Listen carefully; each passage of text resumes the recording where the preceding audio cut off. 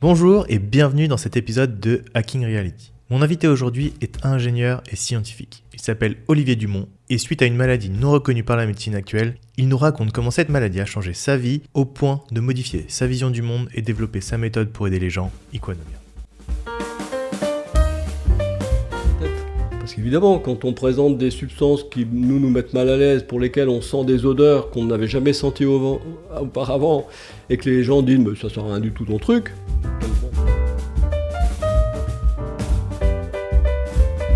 je suis normal, je suis pas fou, et en tout cas, si nous-mêmes on pense pas qu'on est fou, les autres, t'inquiète pas, ils chargent bien de le penser pour toi.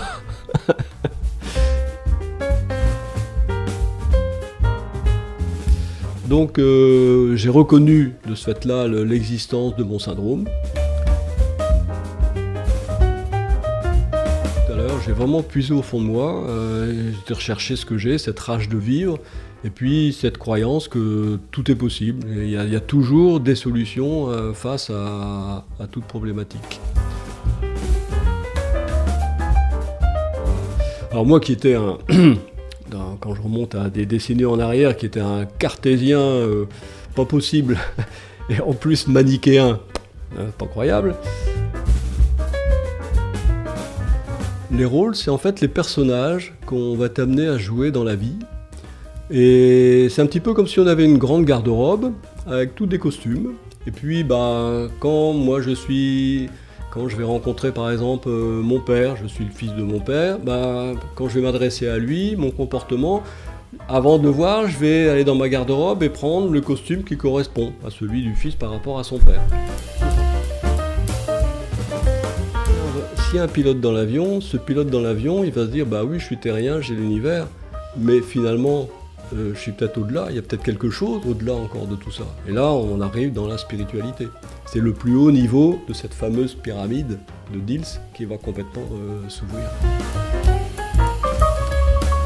Ce qui est bien, c'est d'utiliser la conversation avec cette connaissance de la pyramide de Diels. Ça, c'est un outil pour moi merveilleux pour nous, neuroatypiques, de les approcher et en même temps de leur permettre à ces normopensants d'accéder à des niveaux vers lesquels ils ne vont pas aller naturellement.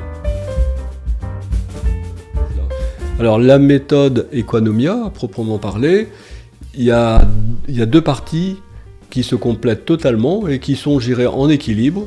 Il va y avoir cette partie où là on est dans l'inconscient, avec la partie olfactive, et puis il y a une partie vraiment consciente, parce que la méthode Equanomia est venue mettre des mots sur chacune des fonctions.